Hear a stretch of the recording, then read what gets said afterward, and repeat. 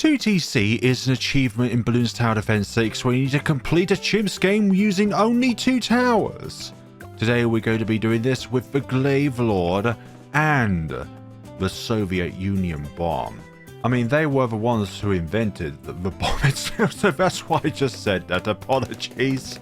The whole crux of this challenge is whether or not we can succeed with round 95, because the Tsar Bomba is not what you call a very good tower when it comes to round 95. You need to obliterate every single DDT on the track. And this is kind of where the chip damage of the Glaive Lord comes into play, because the Glaive Lord can damage camos, but only with his orbiting glaive. So it would be much more helpful if your default attack can also do that as well upon the purchase of the Glaive Lord. This is super miniature Glaive Lord, but it is in the right direction. We've got glaives after all. And this is mini Glaive Lord, not miniature Glaive Lord. And then the one after that is small Glaive Lord. And then the one after that one is Glaive Lord. Yes, we're renaming towers on the game, in the channel. Let's get Glaive Ricocheted, because it is a very, very cheap tier 3 upgrade for something that is actually pretty good. You know, not wasting any pierce by using the fact that it bounces from target to target rather than being in a fixed arc like it would normally do. Exploding pineapple leading up to spy plane. Let's put some rapid fire on so that we can fire our bombs when we get them eventually more quickly than we would normally be able to do so. Round 28 with lead blooms. Absolutely no issue whatsoever, since both of our towers can pop leads. Usually in 2TCs, it's sometimes only one of the 2 towers that can actually be able to pop leads, but in this case, both of ours can. And what makes a great 2-tower chimps combination is the fact that each tower can work around the other tower's weakness and vice versa. So that's why a combination like Spirit of the Forest and Glaive Lord works. Sorry, Spirit of the Forest and Mad works so well. I was thinking those two kind of just do the same thing really. But Spirit of the Forest and Mad work so well because they both cover each other's weaknesses. Like, the Spirit of the Forest is very, very good against large amounts of targets, like loads of ceramics, but the Mad is only good against Moabs, so therefore you want something that deals with the ceramics inside the Moabs. That's where the Spirit of the Forest comes in.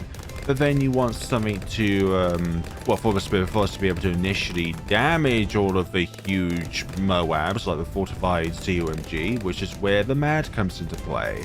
We're going to get more glaives. Round 40 is going to be our first obstacle, actually, because we're going to need the bomber ace so that as bombs lay on the Moab as much as it physically possibly can.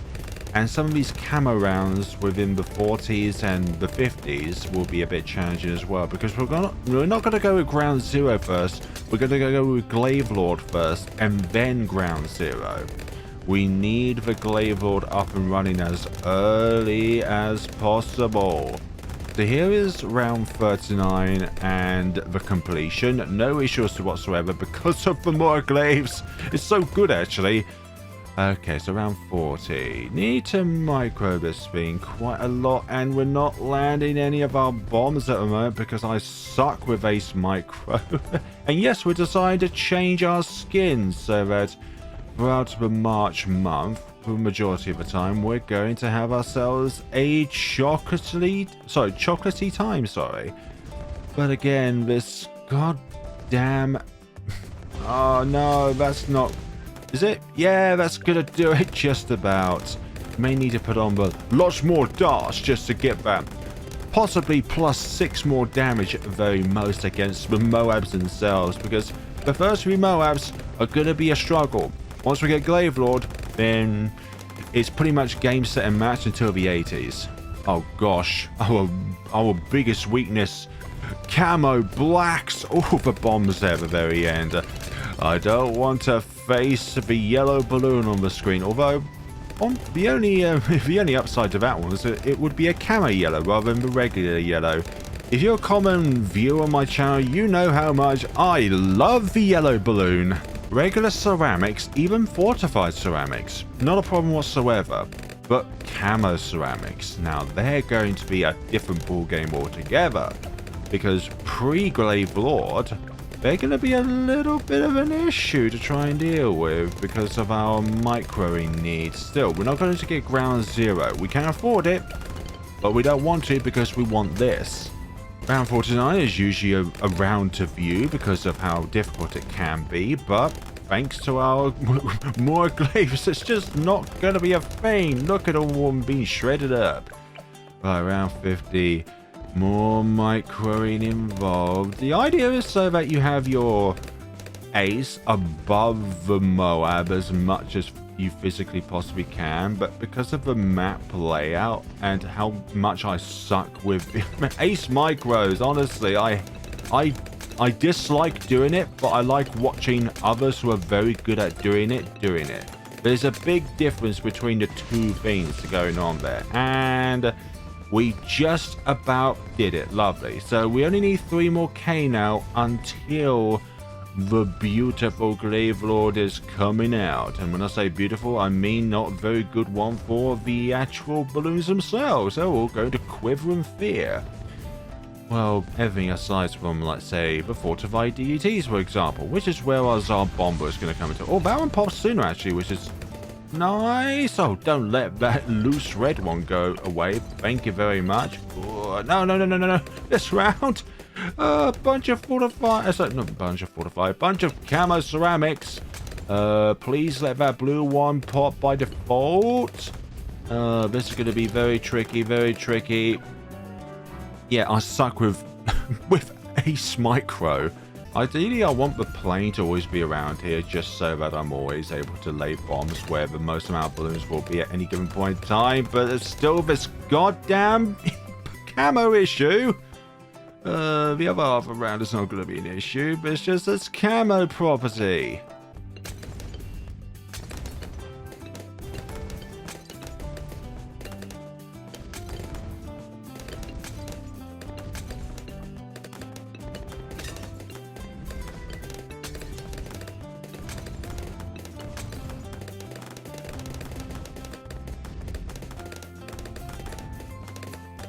That is hopefully...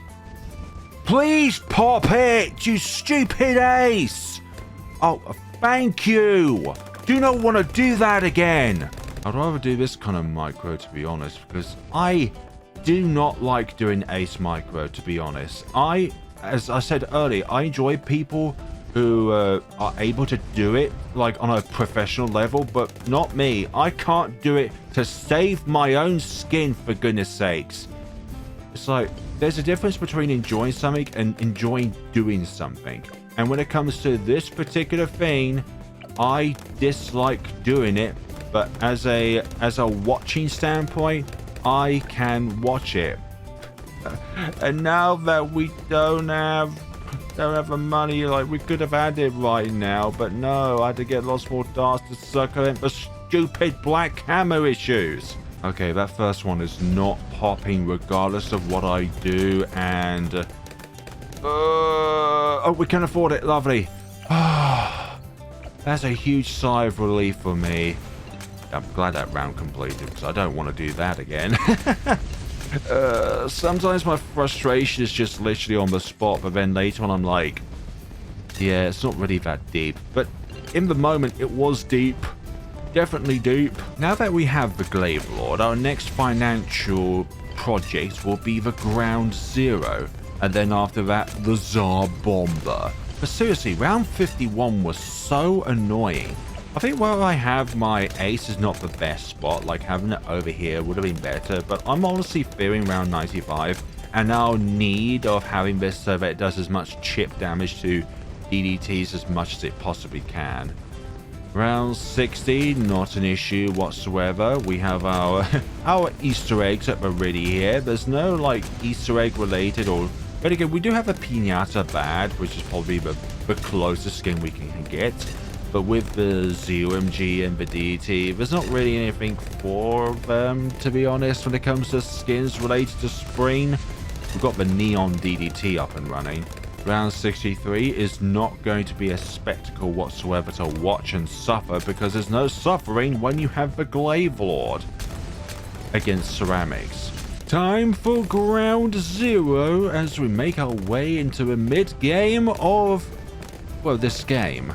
I'm sure Easter has different meanings depending on who you are and what you believe in, honestly, but I think regardless of how you interpret Easter as a whole, it's definitely a day either for eating a lot of chocolate or for what Easter stands for, really, in the Christian terms. And I'm a person who's not really against the idea of religion itself. Like, politics is definitely more of a modern landmine, but still, like, the #1 cause of like countries to wage war with each other throughout the ages is because of differing religions. But what I was thinking about is how you interpret that religion rather than, let's say, the religion itself, because I think all religions have a good and a bad angle to them, but it's your interpretation of that religion and how you perceive it, just like with like everyday sort of stuff, like how you perceive certain events throughout the day shapes you into a person that you are today. And that could also include religion as a concept in and of itself. I think also religion is a way of finding some inner peace in times of harshness, of, like, say if you've lost somebody recently and you need to consult a place where you can find inner peace. A church is one of those places where you can find some inner peace if you're going through a very, very traumatic time. And for that kind of angle going on there when it comes to the whole concept of it, it's really neat.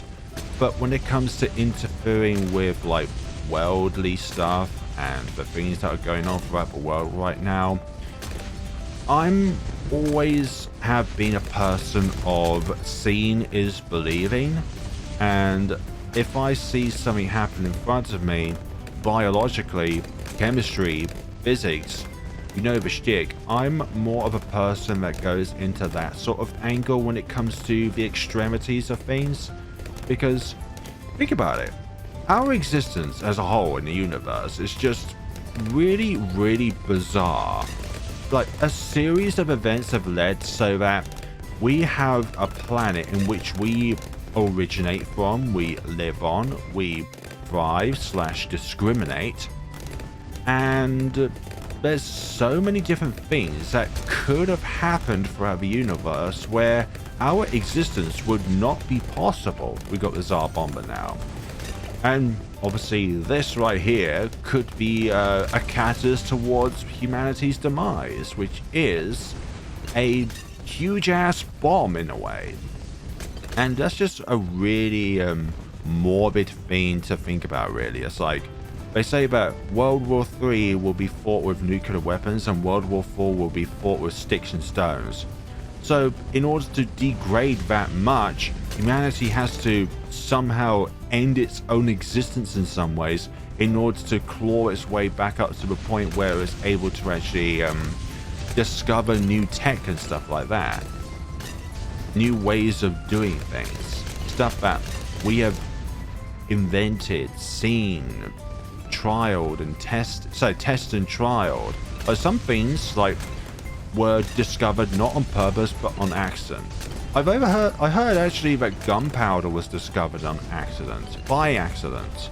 It wasn't something that was originally meant to be a thought thing, and gunpowder obviously has been one of the biggest driving forces towards, like, world conquest, well, regional conquest and stuff like that throughout the world. It's because of the use of new weaponry.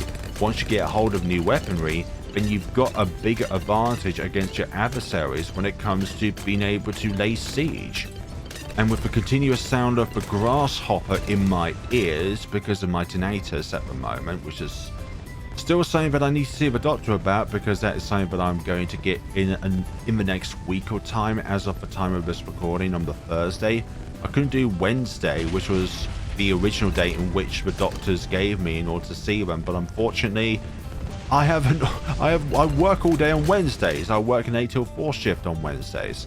And next week, as of the time of this recording, I'm covering for a colleague, which means I'm doing a long day on Monday and a long day on Tuesday at retail work. And retail work is honestly, it depends on who comes in through the door, but it then also depends on what mood your boss is in at a given point in time. Like, if they just expect everything to be perfect, then it's like, no matter how hard you work, you're always doing something wrong.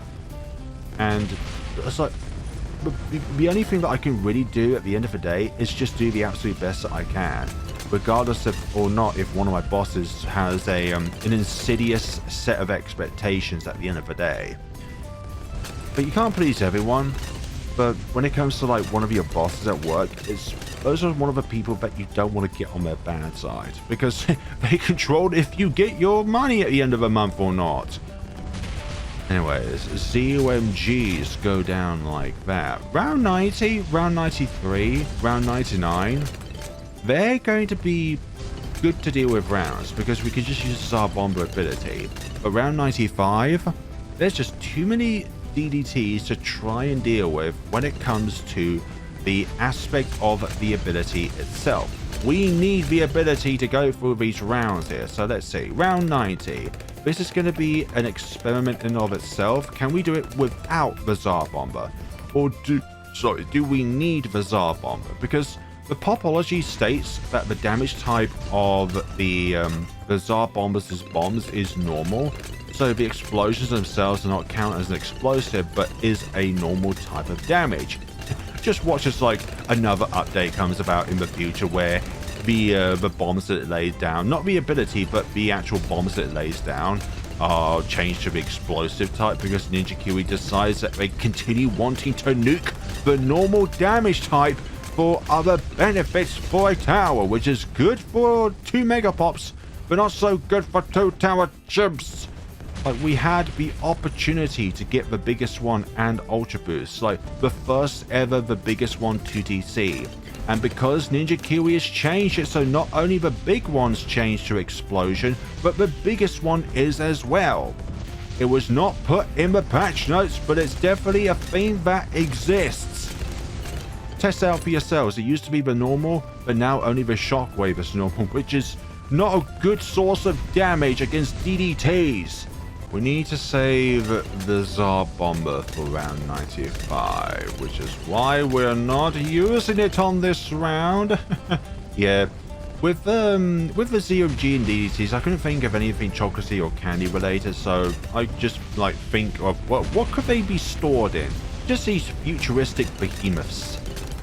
Round 94 is done. Now round 95. The round that is going to be the bane of my existence here. So this is going to require some ace microing because I want to set up the Tsar Bomba as late as I physically possibly can.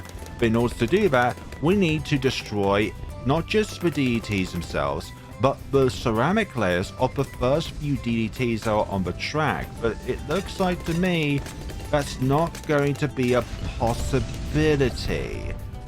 This might take a while this round, honestly. Oh, scrubs, look at that. We are so close. That is literally very close right there.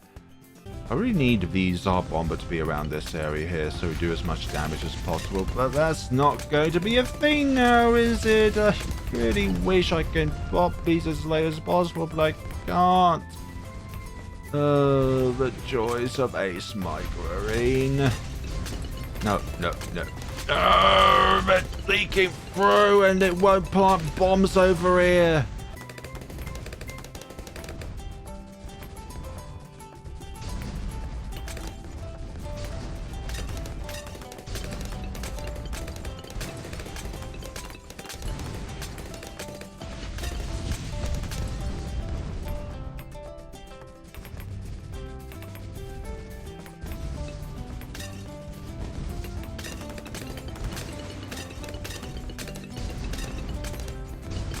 Finally, round 95's complete.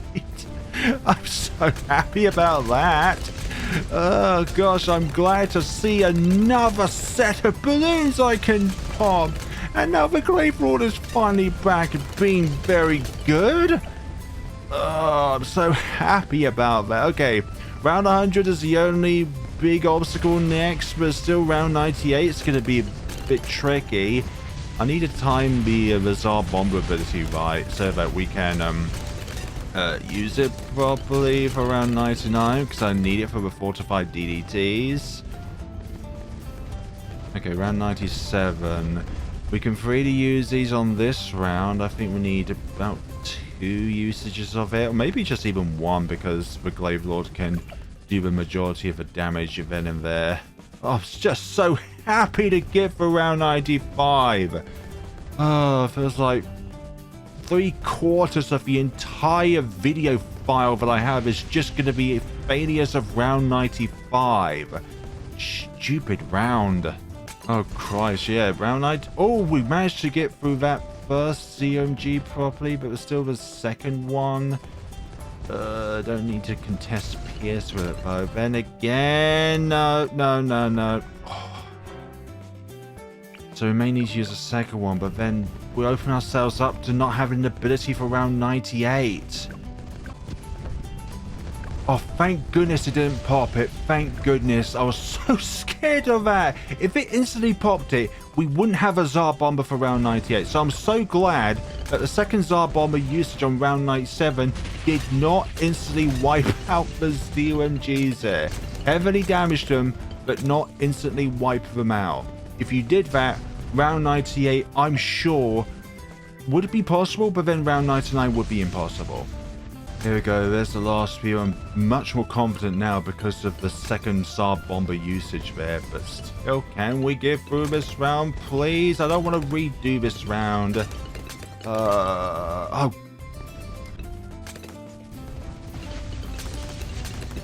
Thank you. Round 97 is gone. Round 98. Okay, so what obstacles do we have on this round? Well, we need the Tsar Bomba for round 99.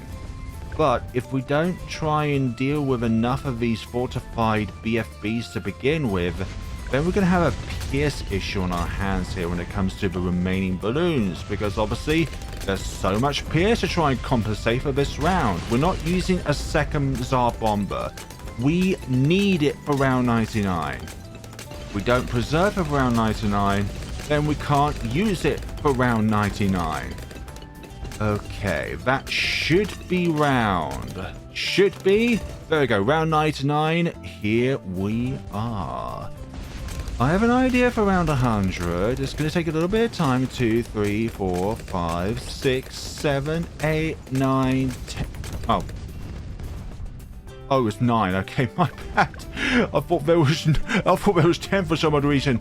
Okay, round 100, our last obstacle of the day. Now, what I want to do is use the third Tsar Bomba of the round to instantly pop the DDTs while also damaging the ZMGs, but not stunning the ZMGs, because then they will be popped too quickly by the Glaive Lord.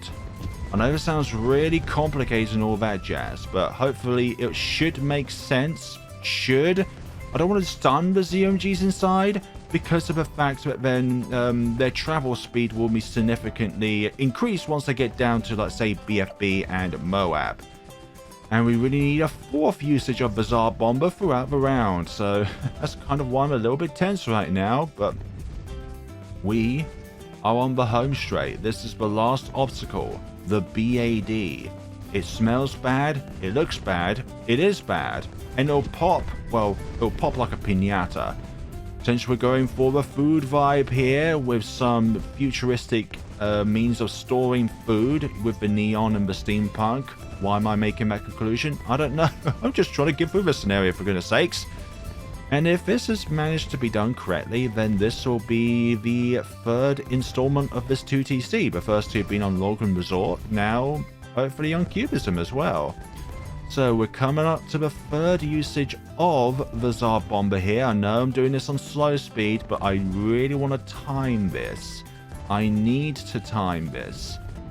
We need to time this. So you're coming down now.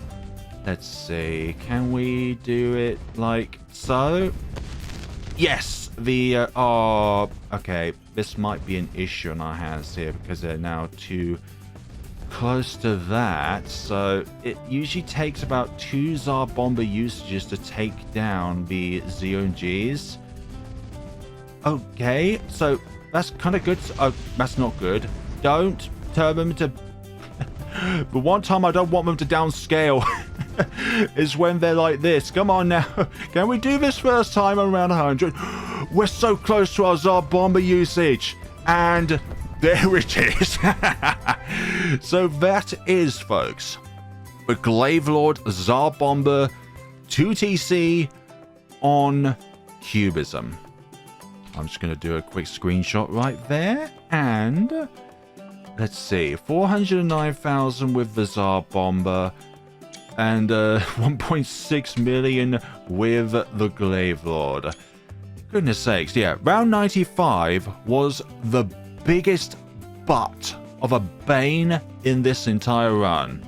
If it wasn't for the fact that those camo ceramics were a thing at the end of a round, or just inside deities in general, that's just so annoying. It's like you're trying to play catch up with all these things.